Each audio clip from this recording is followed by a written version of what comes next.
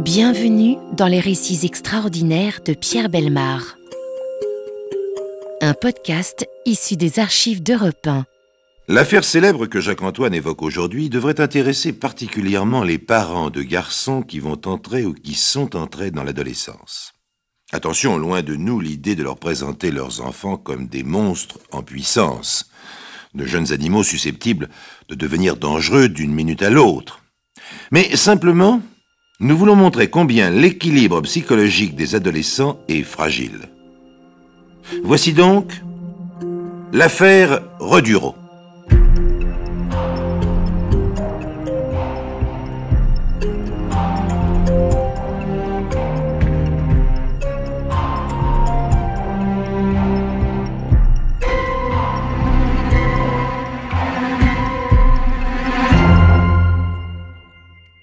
L'affaire se déroule à Landreau, commune de la Loire-Inférieure, le 30 septembre 1913, à la ferme de Jean-Marie Maby, un viticulteur de 39 ans. Il est 10 heures du soir. C'est la fin des vendanges. Dans le cellier, distant de l'habitation principale d'une trentaine de mètres, travaillent depuis 1h30 Jean-Marie Maby, le patron, et un jeune domestique de 15 ans, Marcel Reduro. Un journal de l'époque, Le Temps, écrira à propos de Marcel Reduro, qui va être le triste héros de cette affaire fantastique. Ce gamin est presque un enfant dont le développement physique ne serait pas complet. Assis derrière une table, on ne le verrait pas, et debout, il est haut comme une botte. Or, nous avons sous les yeux la fiche anthropométrique de Marcel Reduro, et l'affirmation de ce journal nous paraît totalement dénuée de fondement, puisqu'il mesure 1,58 m, ce qui, en 1913, dépasse la moyenne des garçons de 16 ans, et il n'a encore que 15 ans et 4 mois. Le même journal écrira aussi « La tête est grosse, avec des cheveux blonds dont les mèches tombent sur un front bas et bombé, le profil avec un nez droit sur une bouche largement fendue et fuyant. » À notre avis, pas un de ces détails ne répond à la réalité. Le front n'est ni bas ni particulièrement bombé, et encore moins fuyant.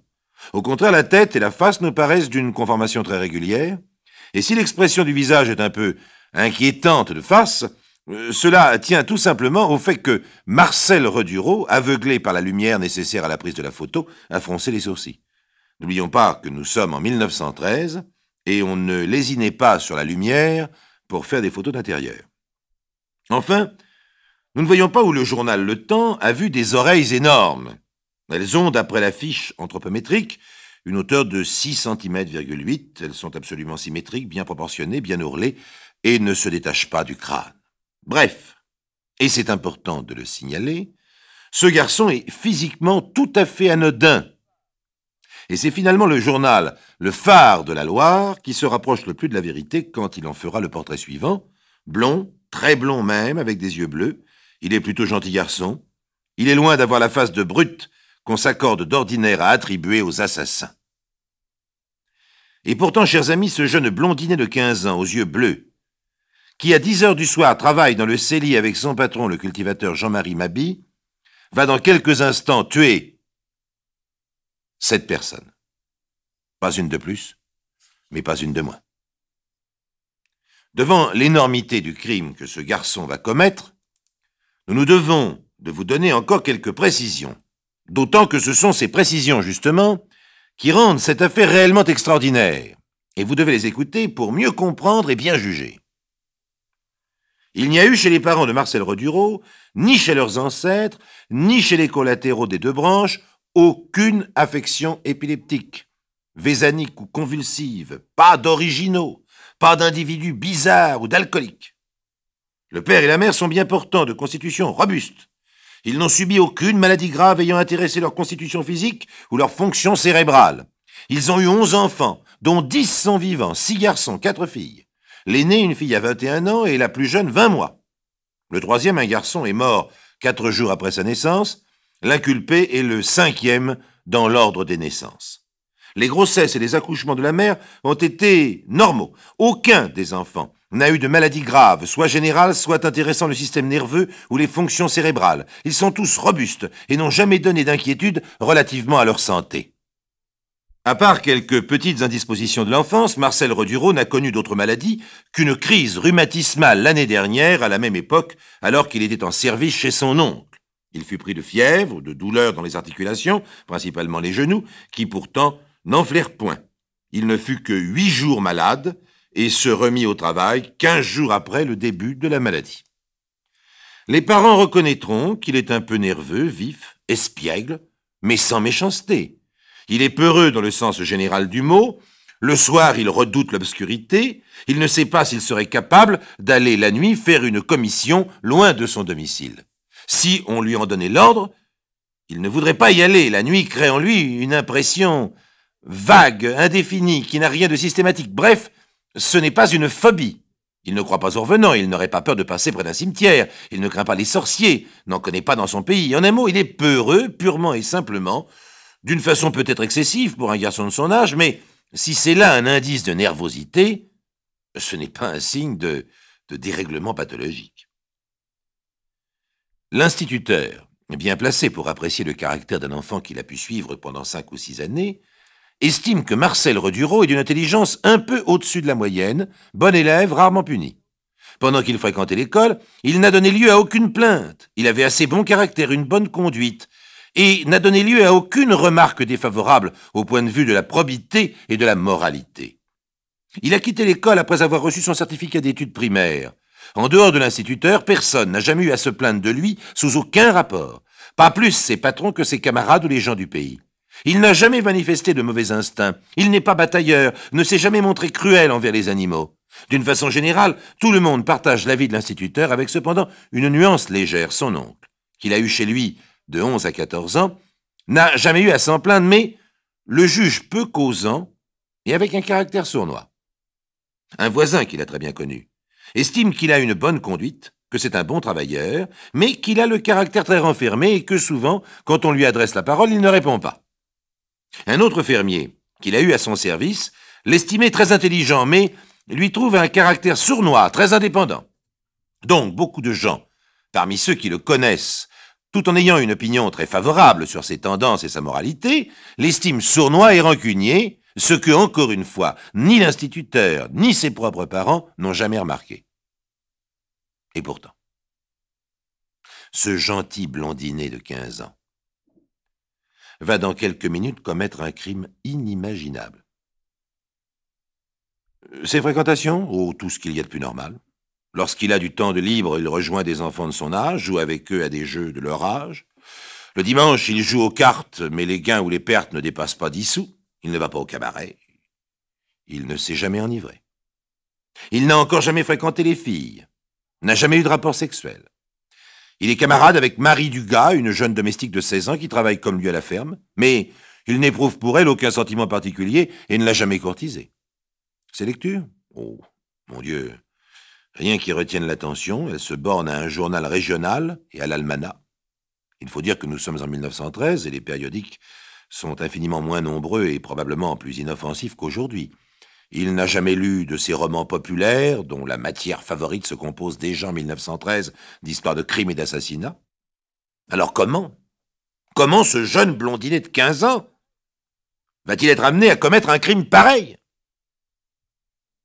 Ah, bien entendu, nous avons recherché, comme tout le monde le fit à l'époque, dans quelles conditions physiques se trouvait Marcel Redureau ce 30 septembre à 10 heures.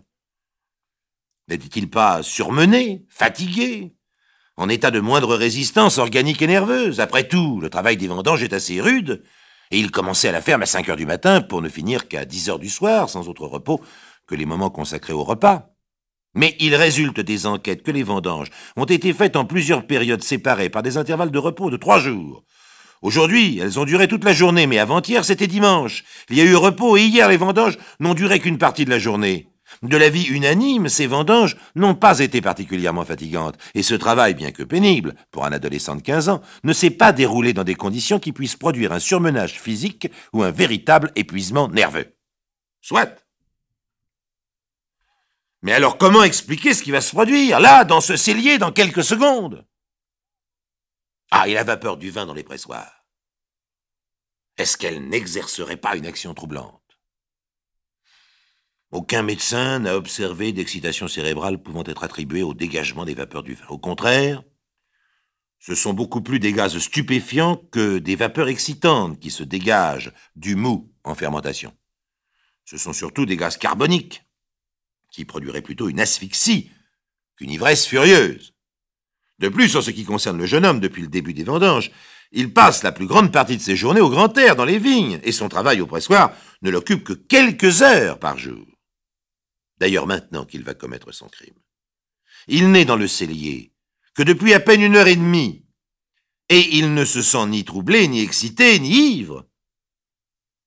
Pourtant, vous pensez sans doute comme nous, mais il lui faut bien 1 heure raison. Au fait, une dernière remarque. Quels sont ses sentiments vis-à-vis de son patron, de la famille de celui-ci et des autres personnes de la ferme?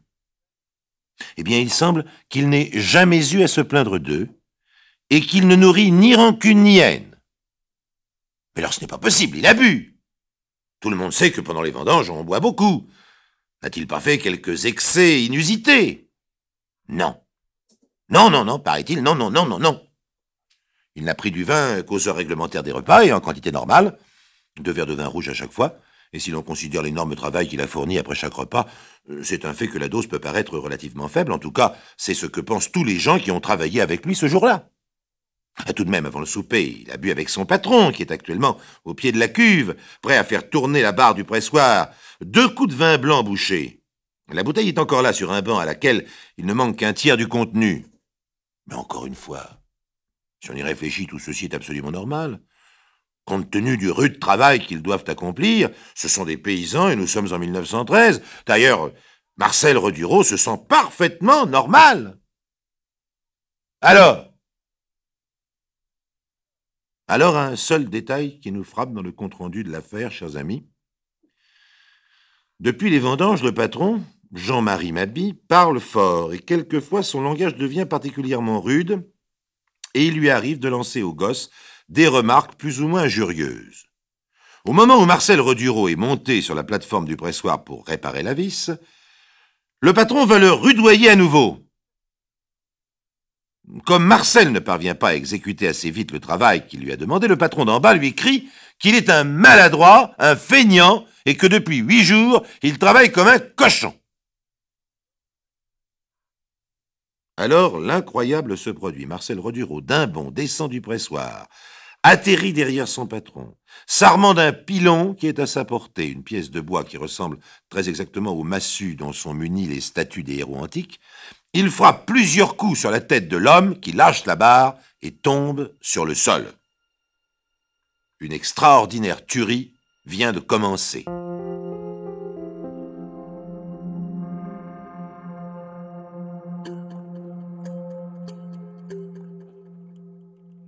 Jean-Marie Maby, malgré ses 39 ans et sa robuste constitution, n'a pas esquissé un seul geste de défense. Ayant reçu par derrière, sur le crâne, les coups de pilon que lui porte Marcel Redureau, il lâche la barre du pressoir, tombe à genoux sur le sol, bascule en arrière, les bras étendus, en croix. Marcel Redureau, le blondinet de 15 ans aux yeux bleus, regarde un instant l'homme à ses pieds. Le cuir chevelu de sa victime a éclaté et saigne abondamment. Toutefois, il n'y a pas eu fracture du crâne. Et l'homme gémit. Alors Marcel Redureau saisit l'arme. L'arme qui va être l'un des éléments déterminants, j'ose dire, le criminel essentiel dans cette affaire. Il s'agit d'un outil étrange. Je ne sais pas s'il est encore utilisé de nos jours. Rien de ce qui va suivre ne serait peut-être arrivé si Marcel Redureau n'avait eu sous la main, à ce moment-là, une arme aussi effroyable. C'est un couteau à pressoir, ou couteau à vendangeau, ce que les viticulteurs de la région appellent à l'époque un couteau à raisin. Cet outil, proprement terrifiant, est à la fois une serpe, une hache, une francisque et une faux. Imaginez fixer le long d'un manche en bois, une lame très longue, très large et surtout très aiguisée. Elle a une longueur de 65 cm, une largeur de 13. Elle pèse 2,5 kg. La lame déborde de l'extrémité du manche sur près de 20 cm et là, se recourbe comme une serpe. C'est vraiment un formidable instrument de mort même dans une main débile. Donc Marcel Redureau, voyant son patron gémir à ses pieds, saisit le couteau à raisin et lui en porte un coup à la gorge. Il tranche d'un seul geste le larynx, l'œsophage, les artères et les veines. Tout est sectionné. L'arme entame même la 4e vertèbre cervicale et la tête ne tient plus au tronc que par la peau du cou. Oui, je vous prie, chers amis, d'excuser cette description, mais elle est nécessaire puisque c'est la base même de l'affaire Redureau. Ce premier crime accompli, Marcel Redureau, qui prétendra ne plus savoir très bien ce qu'il fait, ce que nous sommes d'ailleurs tout à fait décidés à croire, saisit une lanterne et sort du cellier pour commencer une randonnée tragique. Il parcourt 30 mètres dans la nuit pour gagner la maison d'habitation, où il s'attend à trouver tout le monde endormi. Mais en arrivant à la cuisine, qui est une pièce très vaste, il voit Madame Mabie, 30 ans, enceinte de plus de 8 mois, et la jeune domestique assise autour d'une grande table ronde, se livrer à des travaux de couture éclairés par une bougie. Une seconde, Marcel Redureau a l'intention de fuir. Mais la patronne, qui l'a entendu ouvrir la porte, lui demande où est son mari. Alors Marcel Redureau perd la tête. La patronne va aller dans le cellier et trouver le cadavre de son mari. Alors il ne répond rien. Incapable d'articuler un son, il retourne au cellier et en revient avec le terrifiant couteau à raisin. Lorsqu'il entre dans la cuisine, les femmes n'ont pas le temps de se défendre. Elles ne peuvent que crier lorsqu'il les frappe et elles tombent, sans le moindre désordre à l'endroit même où elles ont été frappées. Alors je vous épargnerai les détails horribles, mais je me dois d'en signaler un seul. La fermière est étendue sur le dos, la tête près du foyer, les bras le long du corps, les jambes un peu écartées, les jupons sont abaissés. Et pourtant Marcel Redureau les a levés un instant, le temps de frapper la malheureuse qui est enceinte presque à terme d'un seul coup de son arme entre les 2 jambes.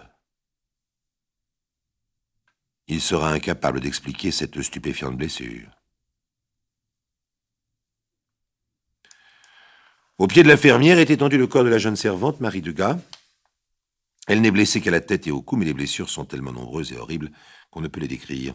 Aucun désordre dans ses vêtements. La bougie s'est renversée, éteinte sur la table.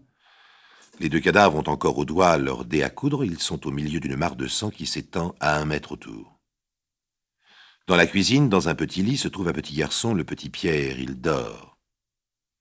Il ne s'est pas réveillé. Marcel Redureau n'y touche pas. Mais des chambres voisines s'élèvent des cris.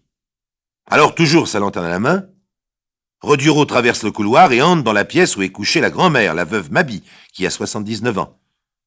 La vieille, un chapelet à la main, s'apprête à se lever.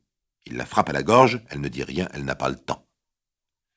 Marcel Redureau passe ensuite dans l'autre chambre, où les 2 fillettes, Marie, 8 ans, Henriette, 7 ans, qui sont couchées l'une sur le côté droit, l'autre sur le côté gauche, dans le même lit, face à face, poussent des cris d'effroi. Il leur porte des coups de l'horrible couteau à raisin, toujours dirigé sur le cou. Ne nous étendons pas sur les blessures, bien que du fait de l'étrange conformation de l'arme qui les provoque, elles présentent plusieurs étonnantes caractéristiques.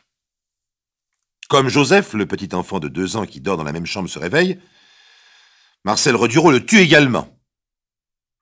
C'est à ce moment seulement, hélas, que le manche du couteau à raisin se casse. Sans son manche, il devient un outil totalement inoffensif. Mais il est trop tard. Quand Marcel Redureau sort de la maison pour aller reporter les débris de l'outil dans le cellier près du pressoir, dans un souci d'ordre saugrenu qui prouve bien son état d'égarement, il ne reste dans la ferme qu'un seul être vivant, le petit Pierre qui dort toujours dans la cuisine. Après avoir déposé le couteau et son manche brisé dans le cellier, Marcel Redureau monte à sa chambre, s'assoit sur le lit. Peu à peu, il reprend son sang-froid, comprend la gravité du crime effarant qu'il vient de commettre. En quelques minutes, il vient de tuer 7 personnes. Est-ce du regret, du remords, de la peur, ou les 3 à la fois? Au bout d'1 heure, il descend de sa chambre, parcourt 50 mètres, et entre lentement dans l'étang pour se suicider. Mais lorsque l'eau lui arrive à la poitrine, le courage lui manque. Alors il revient à sa chambre, il reste jusqu'au petit matin, puis il se rendra chez ses parents, où il sera arrêté quelques heures plus tard. Inutile de vous dire, chers amis, que cette affaire fait grand bruit. Le crime paraît tellement inexplicable que le juge de paix du canton, d'accord avec l'opinion publique, réclame un examen psychiatrique. Devant les spécialistes, l'attitude de Marcel Redureau est celle d'un enfant intimidé. Ils ont de la peine à lui faire lever les yeux. Il parle d'abord à voix basse, et presque uniquement par monosyllabes. Mais en insistant, ils obtiennent des réponses plus explicites et il répond pertinemment à toutes les questions qu'on lui pose. Il est bien orienté dans le temps et l'espace, fait preuve dans ses paroles d'intelligence et de bonnes connaissances primaires relativement à l'histoire, la géographie, la grammaire, le calcul. Toutes les réponses qu'il fait au sujet de sa vie passée, de ses patrons, de son travail, de ses salaires, sont exactes ou plausibles. Pendant ses mois de prévention à l'infirmerie de la maison d'arrêt de Nantes, il participe à la vie commune et se plie à la règle comme les autres détenus. Le gardien-chef de la prison prétend que néanmoins Marcel Redureau lui paraît dissimulé et sournois. Il se tiendrait sur ses gardes et répondrait tout juste aux questions qu'il lui pose. Mais il dort bien, mange bien, n'a pas l'air effrayé de son affaire. Le gardien-chef ne peut dire si l'accusé regrette son acte, mais il l'a vu pleurer après une visite de son avocat. En réalité, il lui arrive de pleurer beaucoup plus souvent. Devant les psychiatres, quand ils évoquaient les souvenirs des victimes, devant sa mère, lorsqu'elle vient le visiter à propos d'un de ses frères qui vient de partir en Algérie pour son service militaire, bref, sa sensibilité morale paraît intacte et il exprime au sujet des actes qu'il a commis des regrets qui paraissent sincères. Alors, quelle explication donne-t-il à son crime? La colère. Et vous m'avez bien entendu. Tout simplement la colère. Son patron l'a mis dans une telle colère qu'il l'a tué. Ensuite, il a perdu la tête et voulu faire disparaître tous les témoins. La patronne, parce qu'elle allait découvrir son mari dans le cellier. La servante, parce qu'elle était avec la patronne. La grand-mère, parce qu'elle s'est réveillée. Les deux fillettes et le bébé, parce qu'ils criaient. Il n'a pas touché au petit Pierre, parce qu'il dormait et qu'il n'a rien dit. Il est incapable d'expliquer la violence et la multiplicité des coups. Il ne peut non plus expliquer pourquoi il a ouvert le ventre de la fermière qui était enceinte. Il se défend d'avoir eu la moindre pensée obscène ou sadique. Cet acte, comme les autres, selon lui, ne relève que de la colère. Dans ces conditions, les psychiatres, convenant qu'il n'était pas en état de démence, qu'il a eu pleine conscience des faits accomplis et de leurs conséquences, ne constatant chez lui aucune anomalie mentale ou psychique, le déclarent parfaitement responsable et il comparaît devant le tribunal. Pendant les débats, il se tient affaissé sur son banc, la tête basse, la figure pleurarde, dans l'attitude d'un enfant fautif qui s'attend à une correction sévère. Selon la déposition d'un témoin qui déclare que Redureau lui aurait dit qu'il n'aimait pas ses patrons, qu'ils étaient bons à tuer, et que s'il n'y avait que lui, il les tuerait tous, le gosse semble s'éveiller. Outré, furieux, il prononce de formelles dénégations. Il faut dire que cette déclaration du témoin paraît peu vraisemblable, et l'avocat de la défense présente des faits qui tendent à faire considérer ce témoin comme un mythomane. Quand son oncle se présente à la barre, Marcel Redureau pleure. Il pleure aussi pendant le réquisitoire et la plaidoirie. Et bien entendu, il pleure longtemps à chaudes larmes, à la façon d'un enfant, pendant les jours qui suivront sa condamnation. Le maximum de la peine que comporte son âge, 20 ans de prison. Mais bientôt, de ses larmes séchées, on le voit peu à peu revenir à une mobilité de sentiments, à l'insouciance de l'enfant que tout amuse, qu'un rien fait rire, et qui subit tout entier les influences du monde extérieur. Pourtant, voici la lettre qu'il écrit à ses parents le lendemain de son procès. Cette lettre constitue un document psychologique important. Nous la reproduisons telle qu'elle, sans en changer un mot. Inutile de vous dire qu'elle comporte des fautes d'orthographe et de ponctuation. Chers parents, je vous écris pour vous dire que le grand jour est passé, mais malheureusement sans bon résultat, et comme vous devez l'avoir déjà appris, je suis condamné à 20 longues années d'emprisonnement dans une colonie pénitentiaire. Et comme vous le voyez, chers parents, la mort viendra nous prendre avant de nous revoir. Et c'est pour cela qu'il faut que vous veniez chercher mes effets, car ils seraient perdus. Et quand vous viendrez, venez le samedi et le mardi, parce que les autres jours, c'est défendu de voir les condamnés autrement que le mardi et le samedi. Vous ne manquerez pas de me donner votre adresse quand vous aurez quitté le pays, où nous étions si bien avant ce maudit jour du 30 septembre, où j'ai commis cet horrible forfait. Je viens d'apprendre par mon avocat que papa est bien malade d'avoir quitté le pays. J'espère qu'il va bientôt être guéri pour fuir ce pays de malheur qui était si beau avant ce crime d'un si jeune misérable que je suis. Je ne pense pas que je vais rester longtemps à Nantes. Quand je serai dans un autre endroit, je vous donnerai l'adresse, afin que je puisse recevoir de vos nouvelles, car cela me serait trop dur de ne pas en recevoir. Vous me rendrez réponse en me disant des nouvelles de mon cher père qui pleure son enfant qui est condamné à ne jamais le revoir. Je pense qu'il sera vite guéri et qu'il prenne courage. Et vous me direz des nouvelles de grand-père, qui doit être vieilli. Votre fils qui songe à ce qu'il a commis et qui pleure en pensant à un si horrible crime qui vous a mis dans la douleur et la honte pour le restant de votre vie, ainsi que celle de mes bons frères et sœurs, qui pleureront toujours un si grand crime fait par leur jeune frère, prisonnier pour toujours. Votre fils, qui embrasse en pleurant ses bons parents, qui sont à jamais et pour toujours éloignés de lui, Marcel Redureau. Notre conclusion ? Certes, Marcel Redureau était un enfant normalement constitué, tant sur le plan physique que physiologique et psychiatrique. Mais, puisqu'il a accompli un geste totalement anormal, c'est qu'il a eu, au moins pour le temps de son crime, un processus psychique anormal. C'est la susceptibilité de Redureau qui s'est trouvée excessive à un moment donné. Pourquoi ? Parce que, bien que cela ne soit pas apparu au psychiatre, Redureau devait refouler un sentiment sans doute inconscient de brimade, de frustration, d'injustice. À ce moment de l'adolescence, les garçons sont tellement sensibles à ces blessures qu'un rien peut les faire basculer dans une attitude de combativité et d'agressivité exagérée. Or, malgré tout ce qu'on a dit, les vendanges, c'est les vendanges. Certes, il n'a pas bu exagérément, mais il a bu. Certes, il n'était pas exagérément fatigué, mais il était fatigué. Il n'était peut-être pas surexcité, mais il était excité. Ceci s'ajoutant à cela, il était à la limite de son équilibre. Si vous y ajoutez l'évidente exaspération, l'évidente fatigue, l'évidente excitation du patron après 15 jours de vendange, et les gros mots et les injures, on peut commencer à comprendre qu'une injure de plus ait provoqué cette colère monstrueuse. Tout simplement parce que Marcel Redureau vivait à ce moment-là l'instant critique de son adolescence. Cet instant qui peut se présenter à tout moment, qui généralement passe inaperçu, parce qu'il se passe bien, et qu'on ne discerne donc que lorsqu'il est déjà trop tard.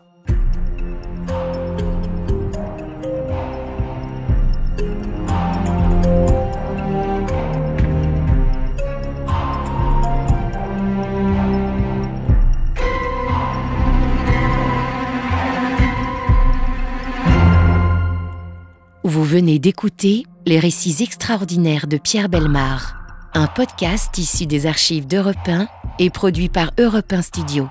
Réalisation et composition musicale, Julien Tarot. Production, Sébastien Guyot. Direction artistique, Xavier Joly. Patrimoine sonore, Sylvaine Denis, Laetitia Casanova, Antoine Reclus. Remerciements à Roselyne Bellemare. Les récits extraordinaires sont disponibles sur le site et l'appli Europe 1. Écoutez aussi le prochain épisode en vous abonnant gratuitement sur votre plateforme d'écoute préférée.